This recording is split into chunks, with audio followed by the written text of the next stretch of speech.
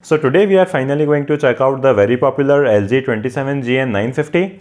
It really has become a monitor that a lot of people have bought just after its release, and that has happened for very good reasons. Because this is a 4K 144Hz monitor that can go up to a 160Hz 10-bit signal with a single DisplayPort cable while being very color accurate with G-Sync.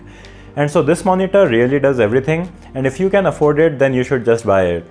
And I feel like I have already spoiled this review, but we are going to look at some of its very interesting features and talk about some of its imperfections.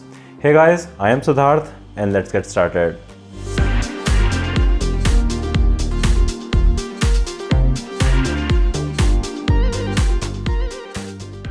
From the front, the monitor looks really great with very slim bezels around its display. The bottom bezel is a little thicker than the sides, but it is still a monumental leap from the first generation of 4K 144Hz monitors.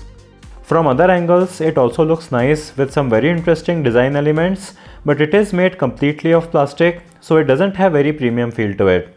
The stand has some very aggressive styling, but it has been done tastefully. The cable management feature on it is quite basic, but it does offer adjustment for height.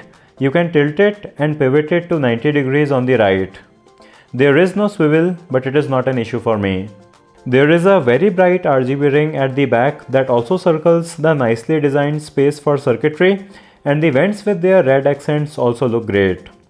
At back, we have a DisplayPort 1.4 along with two HDMI 2.0 ports in addition to the two USB 3.0 ports with their Type B upstream port. And finally, we have an audio out port with a lack of any inbuilt speakers, which I don't mind. Now this monitor has an obvious lack of an HDMI 2.1 port, which means that if you plug this to a console, you will only get 4K 60Hz. So this is a monitor that is meant for use with a PC, but if you have a new PlayStation or Xbox, LG is going to release a newer model named 27GP 950, which looks like an almost identical monitor but with HDMI 2.1 support. Also make sure that you are subscribed to the channel with bell icon so you don't miss out on cool products that I have coming up. The monitor has the usual LG joystick at bottom for controlling everything, along with a clickable wheel to control the RGB lighting. The on-screen menu is nice and simple, and you have some gaming specific features like an on-screen crosshair and a black stabilizer feature that makes the dark scenes in games brighter so they are easier to see. You can also finally adjust the brightness directly by pushing the joystick up or down, which I always thought was really stupid to not have on these monitors. The RGB ring at its back is a great addition for me, as it is kind of fun to play around with. It is bright, so it will light up the wall at its back nicely. You can set any color on it, including a rainbow spectrum, and it also has a sound sync mode and a video sync mode, which provides a color matching ambient light that looks great. Finally, coming to its display quality, the 4K resolution looks really great on its 27-inch screen. This size is the sweet spot for usability and everything looks really sharp and clear. But the main thing that you are getting this monitor for is of course its refresh rate. This can go to 144Hz by default and up to 160Hz if you enable overclocking after updating its firmware, which is just something that I have not seen before. This is really a godsend for people who couldn't buy a non-4K monitor because they need to edit 4K videos, or for people like me who just find the 4K resolution to be an essential on your PC. The first generation of these 4K 144Hz monitors like the PG27UQ only went up to 120Hz without needing to resort to chroma subsampling, which made the colors look weird. So the fact that this can go up to 160Hz with a single display cable while displaying a 10-bit RGB signal is really amazing, and this is of course thanks to its DisplayPort 1.4, which supports display stream compression, which the earlier monitors didn't have. DSC is a new technology that isn't supported by older GPUs, so you will need an Nvidia 20 series or higher to get this running at max refresh rate. But I think that if you are interested in this monitor, then you must already have a newer GPU because you won't be able to run games at 4K without that anyways. But before we talk about its gaming experience, we have to talk about how amazing the colors on this display are. It has LG's Nano IPS panel, which covers 98% of the DCI-P3 color gamut, so this is going to be really great for any kind of creative work like photo or video editing. And it's not just the figure on the spec sheet that is better about the colors on this monitor, but compared to my other LG 100% sRGB monitors, the colors on the 27GN950 do look better. They appear more vibrant and natural, and by that I don't mean that the saturation is higher on it, but that the colors just look noticeably better than the less capable display panels. With its Nano IPS panel, the viewing angles are of course excellent, and the 1000:1 contrast ratio is standard for IPS panels, which is nice, but it's not going to be as good as the VA panels, which deliver much deeper blacks. This is quite color accurate out of the box, but with a calibration tool you can really take it to the next level for professional level use. For me, the monitor is just very good for editing my YouTube videos out of the box, but it comes with some special calibration software, and it also has some hardware calibration features which could come in really handy if you have one of those colorimeters and want to use this for more professional applications. Its higher refresh rate is not only useful for gaming, but general desktop use also looks really great with the extra smoothness that you get over a 60Hz monitor.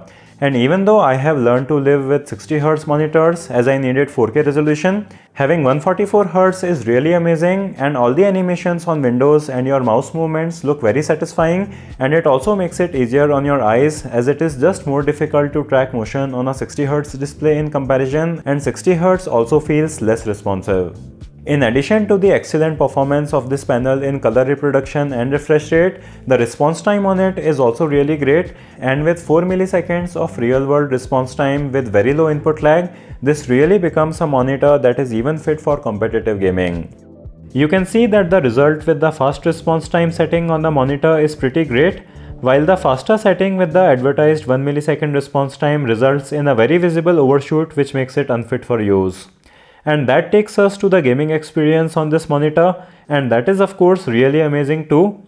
This is a display on which you won't have to compromise on either the refresh rate or the resolution, so the extra smoothness will give you the competitive edge in gaming, and the extra resolution will also make things way easier to see on screen. Even with something like an RTX 3090, you won't be able to run newer games at 4K 144Hz, but if you are playing competitive titles like Rainbow Six Siege, you can easily get them running at 4K 144Hz even with older high-end GPUs. But 1440p is the resolution that I think most people will game on this monitor on, because you can get higher refresh rate at 1440p with newer GPUs, and with the G-Sync compatible support that it has, you will also not get any frame tearing when you aren't able to get 144 FPS. Now, how sharp 1440p looks on its 4K panel is something that many of you must be concerned about, and even though I read in some reviews that it has a very nice scaling of 1440p signal to its 4K panel, I didn't find it to be that special as compared to my older 4K 60Hz monitors. The 1440p resolution on the GN950 actually looks slightly blurrier in comparison. It is really not visible when playing games, but if you look at text on both of these monitors when running a 1440p signal, you do find the older monitors to have slightly sharper text. I personally really don't mind it, and I wouldn't consider 1440p gaming on this monitor to be an issue. A native 1440p display might show slightly sharper image, but I have done similar tests before and found that there isn't a significant enough sacrifice in image quality to make me consider it to be a disadvantage. I really enjoyed 1440p gaming on this, and with the majority of games these days having the option to reduce the resolution scaling in the game engine itself, I really don't think that this is something to be concerned about. Now, one big concern for me while getting this monitor was that I read many reports of bad cases of backlight bleeding, but at least on my unit, it is good enough to not bother me. There is a slightly visible bleeding spot in the lower right corner in addition to the usual glow that IPS monitors have, but it's really not bothersome or visible most of the time. The bigger issue with this monitor is how reflective its screen is, and you may think that you are just getting a less matte coating on it, but it isn't the lack of diffusion of light that is an issue, but how much of it is reflected. So for example, when you have the monitor turned off, it just looks less black than the other monitors I have had, meaning that it is absorbing less light and it is reflecting it back. So my white desk really creates a visibly bright area on the monitor at bottom, and I also have a cream colored curtain on my backside, so I also get a cream colored tint on the display in very dark scenes. It's still not a big problem, but it is something that I found to be quite odd. So if you have bright light sources on your backside when using your monitor, just keep this in mind. Another not so great thing about this monitor is its HDR implementation.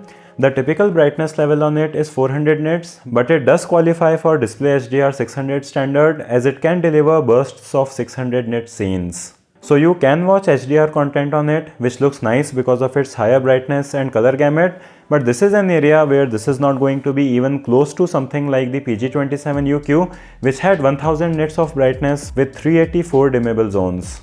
It actually does have local dimming in a technical sense, but with only 16 dimmable edge lit zones, it looks terrible as you see big halos around anything that is white. So this is a feature that is almost completely useless, and I always keep it turned off. I am of course not expecting it to compete with the $2000 monitors here, but LG should just have not included this feature because that may have resulted in some reduction in cost, and a lack of local dimming isn't something that anyone would have found to be problematic in this price range with all of its features anyways. So in conclusion, the LG 27GN 950 is definitely one of the most exciting monitors that have been released recently. It is not a cheap monitor at 60,000 rupees or $800 US, but this price point is at least considerable for a lot of people, unlike the first generation of 4K 144Hz monitors that were just completely out of reach for most people. This is actually not the first monitor with DSC, and there are similarly priced options available in market that have similar specs, but the 27GN 950 definitely has a refinement that makes it feel like a more complete product. And even though it has some shortcomings that include a completely unnecessary local dimming implementation, you can just completely forget that it exists and move on to enjoy the rest of the excellence that this monitor has to offer.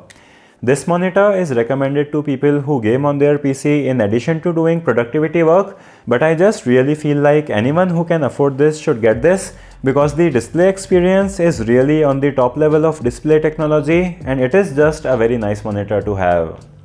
So I'll have my links in the video description if you want to buy this. Give this video a thumbs up if you liked it or a thumbs down if you disliked it. Let me know what you think about this monitor in the comment section below. Subscribe with bell, follow me on socials. Thanks for watching, and I'll see you in the next one.